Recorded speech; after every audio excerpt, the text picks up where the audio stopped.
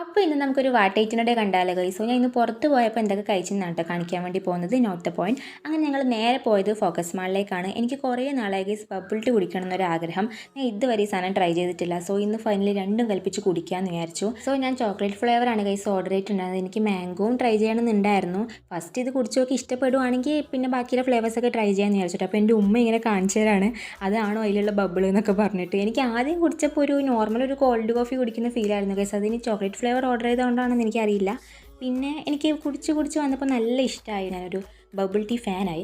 അത് കഴിഞ്ഞ് പിന്നെ ഞങ്ങൾ നേരെ പോയത് CR7 എന്നൊരു കഫേയിലാണ്. ഇത് ഞങ്ങൾ സ്ഥിരം വരുന്ന സ്പോട്ടാണ്. അവിടെ ഞങ്ങൾ നല്ലൊരു ചീസിൻ്റെ ലോഡഡ് ഫ്രൈസും പറഞ്ഞു, പിന്നെ ഒരു ഫെററോ റോഷറിൻ്റെ 2 ഷേക്കും പറഞ്ഞു കേട്ടോ.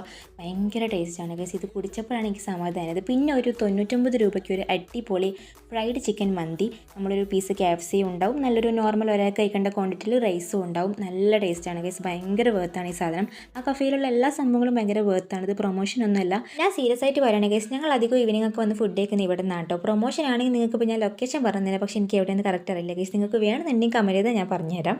അത് കഴിഞ്ഞ് പിന്നെ രാത്രി ഞങ്ങൾ സ്ഥിരം പോകുന്ന സ്പോട്ടിലേക്ക് തന്നെ പോയി ഗാർലിക് കിച്ചണിലേക്ക്, എന്നിട്ട് നല്ല അടിപൊളി ഷവായും കഴിച്ചിട്ട് ഞങ്ങൾ നേരെ വീട്ടിലേക്ക് പോയി. അപ്പോൾ ഇന്നത്തേക്ക് ഇത്രയേ ഉള്ളൂ.